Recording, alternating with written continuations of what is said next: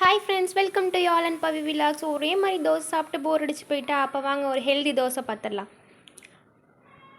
அதுக்கு நாள் நைட்டே 1 கப் அளவு பச்சைப்பயிறு, 1 கப் அளவுக்கு உளுந்து, 1 கப் அளவுக்கு அரிசி, 1 கப் அளவு கொண்டக்கடலை, 1 டீஸ்பூன் வெந்தயம் எல்லாத்தையும் நல்லா வாஷ் பண்ணிவிட்டு ஓவர் நைட் ஊற வச்சுடுங்க.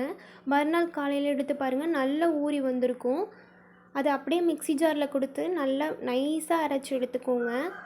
தோசை மாவு பக்குவத்துக்கு நல்லா உப்பு போட்டு கரைச்சி தோசை ஊற்றுற அளவுக்கு நல்லா கரைச்சி எடுத்து வச்சுக்கோங்க. அப்படியே சைட் பை சைடு இதுக்கான சட்னியும் பார்த்துடலாம் வாங்க. செம்ம காரசாரமாக இருக்கும். கடாயில் எண்ணெய் விட்டுட்டு ஒரு 10 போல் வரமிளகாய் சேர்த்துக்கோங்க.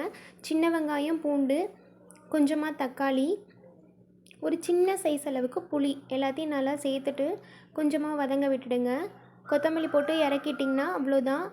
மிக்ஸி ஜாரில் கொடுத்து சூப்பராக சட்னி ரெடி பண்ணி வச்சுக்கோங்க. தோசைக்கல் வச்சுட்டு எண்ணெய் தேய்ச்சிட்டு தோசையை நல்லா ஊற்றி பாருங்கள். எப்படி வருது பார்த்திங்களா? தோசை தேய்க்கிறதுக்கு மேலே அப்படியே கொஞ்சமாக எண்ணெய் விட்டுக்கோங்க. திருப்பி போடுறதுக்கெலாம் நீங்கள் கஷ்டப்படவே வேணாம், அவ்வளோ சூப்பராக வரும். மொறுன்னு தோசையை சுட்டு வச்சு பாருங்கள். நம்ம நார்மல் தோசை சாப்பிட்றத விட இந்த தோசை அவ்வளோ டேஸ்ட்டு சூப்பராக இருக்கும். உடம்புக்கு அவ்வளோ ஹெல்த்தியும் கூட. கண்டிப்பாக உங்கள் வீட்டில் உள்ள எல்லாருக்கும் கொடுங்க. குழந்தைங்களுக்கு கூட நீங்கள் கொடுக்கலாம். இல்லை நம்ம தானியெல்லாம் சேர்த்துருக்கிறதுனால.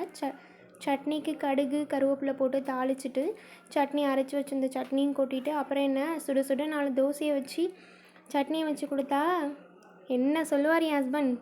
கடைன்னு சாப்பிட்டு ரிவ்யூ சொல்லிட்டாரு. நீங்களும் கண்டிப்பாக ட்ரை பண்ணி பாருங்கள். மறக்காமல் நம்ம சேனலை ஃபாலோ பண்ணிக்கோங்க. தேங்க்ஸ் ஃபார் வாட்சிங். லைக் பண்ண மறந்துடாதீங்க.